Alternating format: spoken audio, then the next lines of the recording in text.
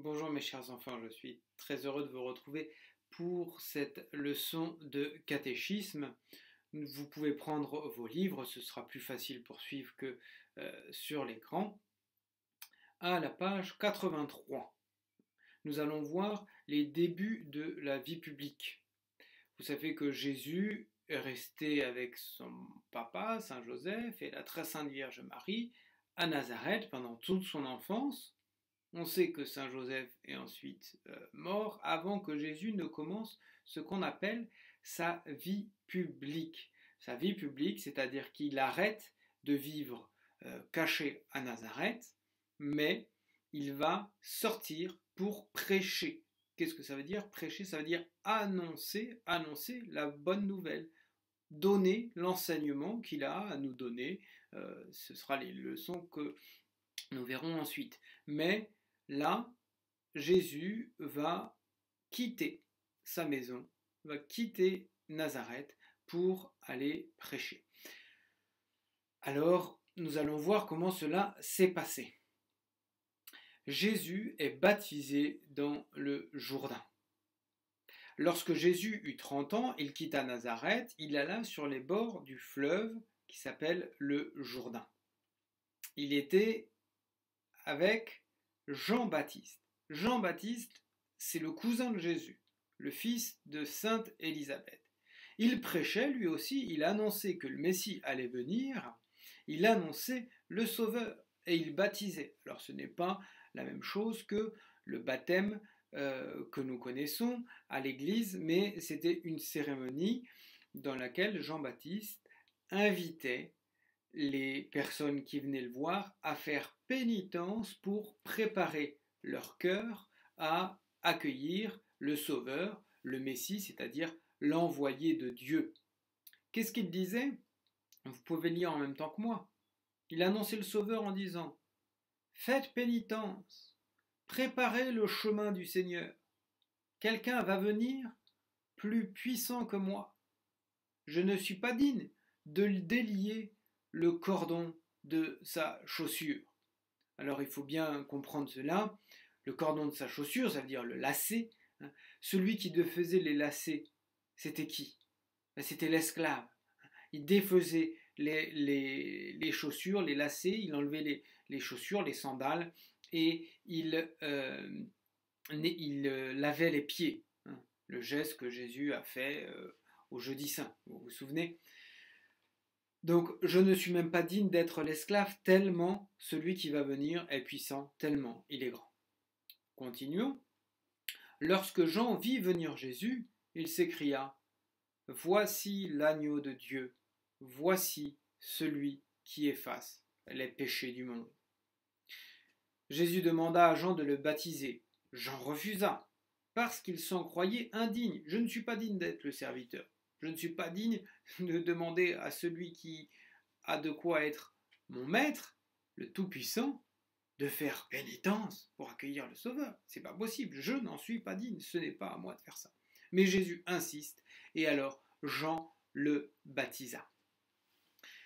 Alors vous avez bien compris, pour le baptême, ce n'est pas la même chose, mais Jésus a voulu prendre la place du pécheur et faire pénitence. Nous savons que si Jésus n'a jamais péché, il a voulu faire pénitence et souffrir pour le pécheur. C'est ce que nous avons vu lorsque nous avons médité le vendredi saint, rappelez-vous. Après le baptême de Jésus, le Saint-Esprit descendit sur lui sous la forme d'une colombe, vous le voyez sur l'image.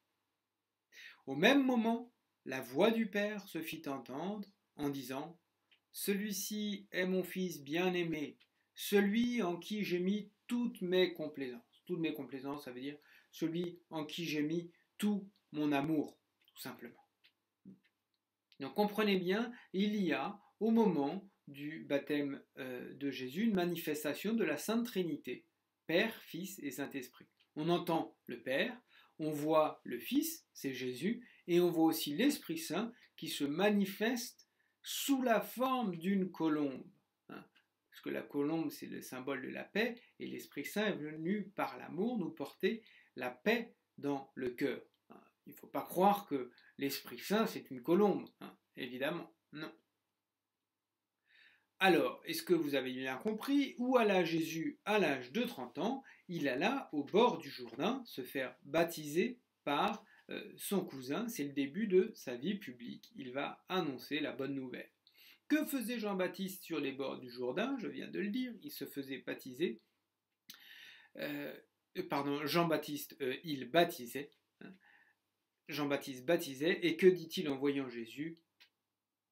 Rappelez-vous, il disait qu'il n'était pas digne de délier la courroie de sa sandale. Que lui demande Jésus? De le baptiser. Qu'arriva-t-il après le baptême de Jésus? Donc la manifestation de la Sainte Trinité.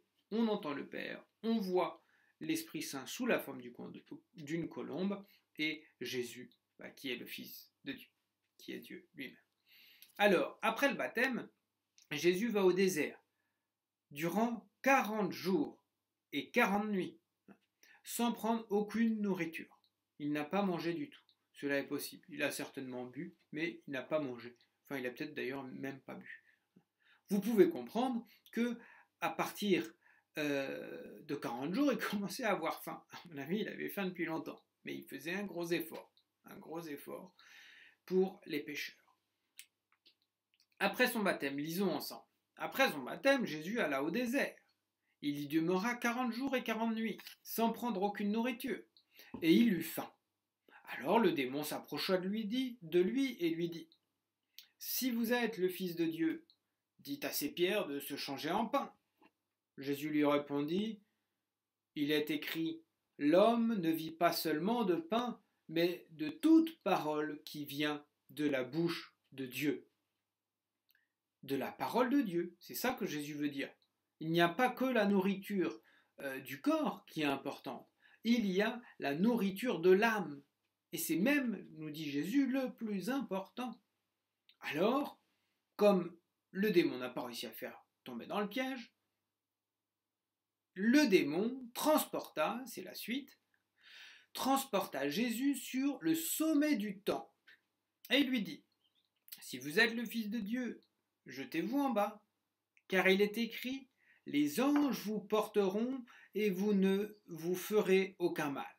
Jésus lui répondit: Vous ne tenterez pas le Seigneur Dieu. Le démon, là, lorsqu'il tente Jésus, c'est une parole de la Bible qui dit. Il dit: Je vais tenter Jésus par la parole de Dieu. Les anges vous porteront et vous ne vous ferez aucun mal. C'est très beau. C'est une parole d'un psaume. Mais Jésus comprend très bien qu'il voudrait le faire tomber dans l'orgueil. Les anges sont à mon service, tout le monde est à mon service. Jésus lui dit: Tu ne tenteras pas le Seigneur. Ça, c'est une autre parole. Un commandement de ne pas tenter le Seigneur Dieu. Et puis continuons. Le démon transporta encore Jésus sur une montagne. Et il lui montra tous les royaumes de la terre et lui dit: Adorez-moi, et je vous donnerai tout cela. Jésus lui répondit: Retire-toi, Satan, car il est écrit, vous n'adorerez et vous ne servirez que Dieu seul. Vous imaginez? Le démon voulait que Jésus l'adore, que Jésus le considère comme Dieu. Mais c'est impossible, c'est la folie. Et pourquoi? Comment le démon a essayé d'attirer Jésus en disant: Je vais te donner tous les royaumes de la terre? Mais il n'a pas compris que Jésus c'est Dieu. Jésus c'est Dieu, donc toute la terre lui appartient. Jésus a voulu être tenté par le démon pour nous montrer comment nous devons résister aux tentations. Sinon on aurait pu dire: oui, mais Jésus c'est Dieu, c'était facile pour lui, il n'a pas été tenté. Si, Jésus a accepté, comme le pécheur, d'être tenté, mais il nous a montré aussi comment il faut résister, et résister énergiquement. Donc, quand on entend le démon, sa petite voix, qui nous dit « fais ci, fais ça, pique les affaires de ta sœur ou de ton frère, embête-le », eh bien non, on fait comme Jésus, on résiste énergiquement. Dieu nous a demandé tu ne frapperas pas ton frère ou ta sœur, aime-le. Et voilà, c'est ce qu'on répond au démon. Alors, Avez-vous bien compris? Où alla Jésus après son baptême? Donc Jésus est allé au désert. Qu'est-ce qu'il y a fait? Il y a jeûné, il a fait pénitence et il a prié pendant 40 jours. Quelle fut la première tentation que lui fit subir le démon? Eh bien, c'est de le tenter par la nourriture. Transforme ces pierres en pain, tu es tout à fait capable de le faire. Mange, ton corps en a besoin. Ah oui, mais c'est l'âme qui est plus importante. La deuxième tentation, donc, par l'orgueil, les anges s'occuperont de vous, ils ne permettront pas que vous vous fassiez mal. Et puis sinon, la troisième, les richesses. Je te donnerai tous les royaumes de la terre. Continuons, tournons la page 85. Jésus, après cette retraite de 40 jours au désert, va aller dans une ville qui s'appelle Cana. Alors c'est une ville qui n'est pas très éloignée de sa ville natale de Nazareth. Et Jésus a choisi ses premiers disciples. Donc il leur a annoncé la bonne nouvelle, est-ce que vous voulez me suivre? Avec eux, il va, nous lisons le paragraphe ensemble, Jésus sortit du désert et choisit ses premiers disciples, avec eux il alla en Galilée. La Galilée c'est le nord du pays. On pourrait dire les hauts de Terre Sainte. C'est le nord du pays où a vécu Jésus, la Galilée. Il fut invité à des noces, ça veut dire à un mariage, à Cana de Galilée. Sa mère, la très sainte Vierge Marie, et ses disciples y furent aussi invités. Pendant le repas, le vin manqua. Les époux étaient dans un grand embarras. Ça veut dire qu'ils étaient embêtés. Mais on n'a plus de vin à offrir à nos invités. Alors Marie dit à Jésus, « Ils n'ont plus de vin. » Jésus lui répondit, « Mon heure n'est pas encore venue. » Puis il dit aux serviteurs de remplir d'eau 6 grandes jarres. Les jarres, vous les voyez sur l'image, en bas à gauche, là, c'est cette espèce de grands pichets, de grandes bouteilles. Vous voyez même un serviteur qui est en train de verser un peu de vin dans une sorte de coupe. Voilà ce que sont les jarres. Lorsqu'elles furent remplies, il leur dit, puisez maintenant. C'est-à-dire, prenez de l'eau dans la jarre pour pouvoir servir. Les serviteurs portèrent de cette boisson au maître d'hôtel. C'est le maître du repas. Le maître d'hôtel y goûta. Il fut saisi d'admiration de voir que c'était du bon vin, car il ne savait pas ce qu'avait fait Jésus. Mais les serviteurs, eux, ils le savaient bien. C'est ainsi que Jésus fit son premier miracle et ses disciples crurent en lui. Qui a la possibilité de changer réellement de l'eau en vin? On sait qu'il n'y a pas de trucage, c'est pas comme dans un tour de magie où on essaye d'inventer quelque chose pour faire croire qu'on a transformé. Là, les serviteurs eux-mêmes, c'est eux qui ont mis l'eau. Jésus n'y a pas touché, c'est eux qui ont mis l'eau. Et quand ils ont puisé et qu'ils sont allés verser dans le verre du maître d'hôtel, miracle, ce n'est plus de l'eau, c'est du vin.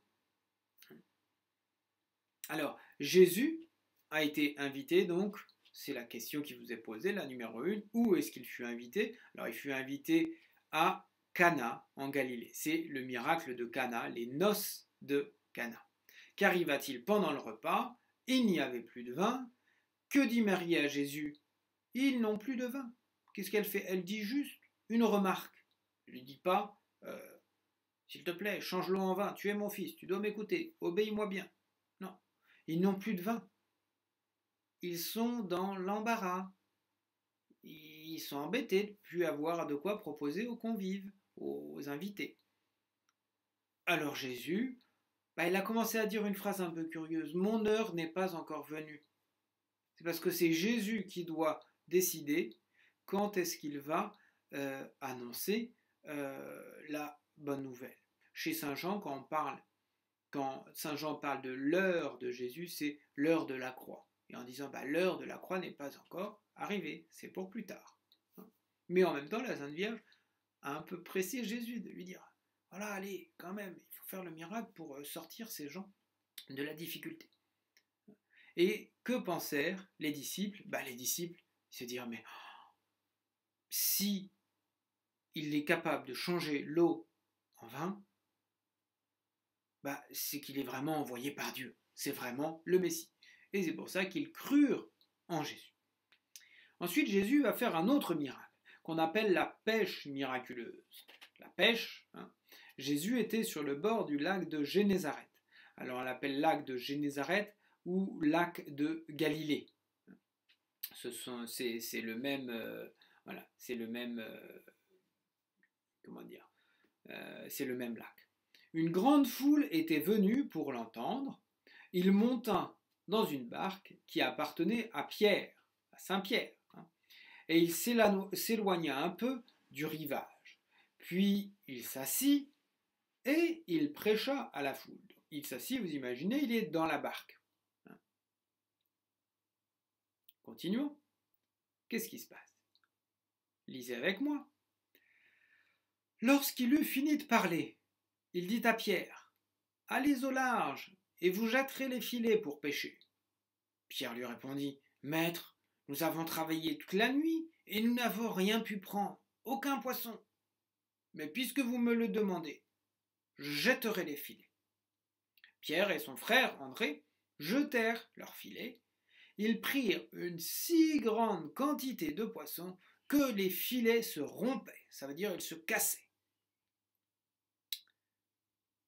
Ils en remplirent leur barque, puis celle de Jacques et de Jean, au point qu'elle allait sombrer. Elle allait presque couler tellement il y avait du poisson et ça faisait beaucoup de poids et elle a presque failli couler.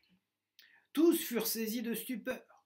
Jésus dit à Pierre, « Ne crains rien désormais, tu seras pêcheur d'hommes. » Et il dit à André, à Jacques et à Jean, « Suivez-moi. » Et ils quittèrent tout pour suivre Jésus.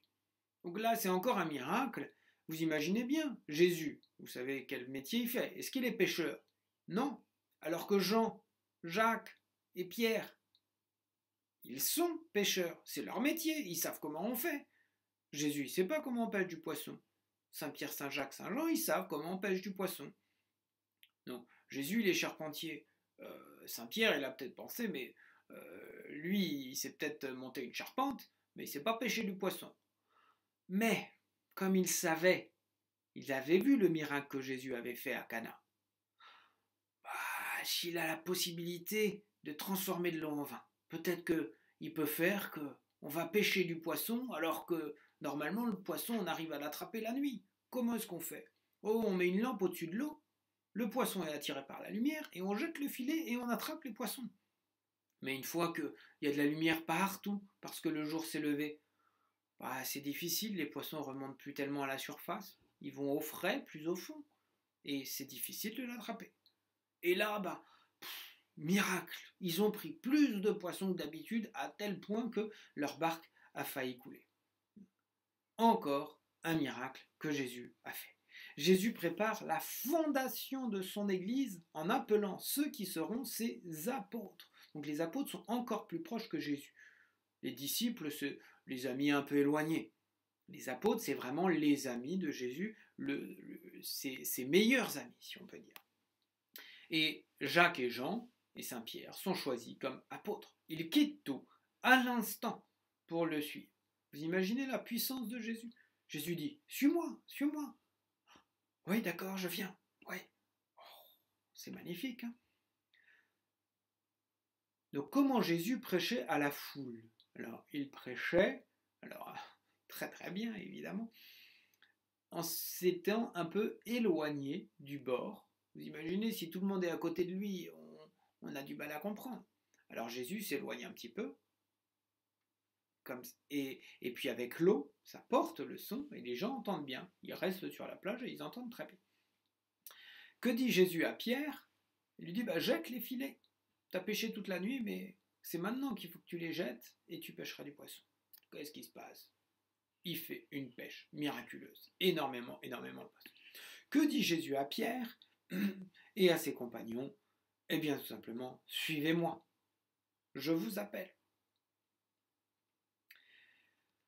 Voilà pour aujourd'hui. Alors regardons un petit peu ensemble les questions que vous avez à apprendre. Alors, bon. Que fit Jésus à l'âge de 30 ans? À l'âge de 30 ans, Jésus quitta Nazareth pour commencer sa vie publique. Il se fit baptiser par Saint Jean-Baptiste, puis il alla dans le désert pour jeûner. Alors c'est pas grave si vous retenez pas les mots exacts, mais vous devez savoir exactement ce qu'a fait Jésus. À quel âge? À 30 ans, il est parti de chez lui, de Nazareth, pour commencer sa vie publique, c'est-à-dire commencer à annoncer la bonne nouvelle qu'il est venu pour sauver les hommes. Il s'est fait baptiser par Saint Jean-Baptiste et il est allé au désert pour jeûner et prier. Qu'est-ce que le mystère de la Sainte Trinité? Ça, en revanche, vous devez le connaître par cœur. Le mystère de la Sainte Trinité est le mystère d'un seul Dieu. Il n'y a qu'un Dieu unique en 3 personnes. D'accord? Un seul Dieu en 3 personnes. Bon, égale et distincte, c'est bien si vous le retenez. Égale, ça veut dire qu'elles sont parfaitement égales. Il n'y en a pas une qui est meilleure que l'autre. Hein. Et distincte, ça veut dire qu'elles sont bien différentes. Il n'y a pas, c'est pas, voilà, elles sont bien différentes. Hein. Où Jésus fit-il son premier miracle? Jésus fit son premier miracle à Cana. Et qu'est-ce que c'était comme miracle? C'était de changer l'eau en vin. D'accord? Bon, la troisième question, c'est facile. Mais celle qu'il faut apprendre absolument par cœur, c'est qu'est-ce que le mystère de la Sainte Trinité? Vous pensez à bien remplir vos cahiers, et puis vous pouvez demander à papa ou maman de prendre ensuite une photo de votre cahier et de m'envoyer cette photo par mail. D'accord? Nous allons terminer, si vous voulez bien, en priant la très sainte Vierge Marie. Regardez, j'ai une petite statue qui est là, que vous pouvez regarder. Et on va prier Notre-Dame pour terminer ce cours. Au nom du Père et du Fils et du Saint-Esprit, ainsi soit-il. Je vous salue Marie, pleine de grâce, le Seigneur est avec vous. Vous êtes bénie entre toutes les femmes, et Jésus, le fruit de vos entrailles, est béni. Sainte Marie, Mère de Dieu, priez pour nous pauvres pécheurs, maintenant et à l'heure de notre mort, ainsi soit-il. Au nom du Père et du Fils et du Saint-Esprit, ainsi soit-il. Bonne semaine, bon week-end, et à la semaine prochaine. Au revoir les enfants.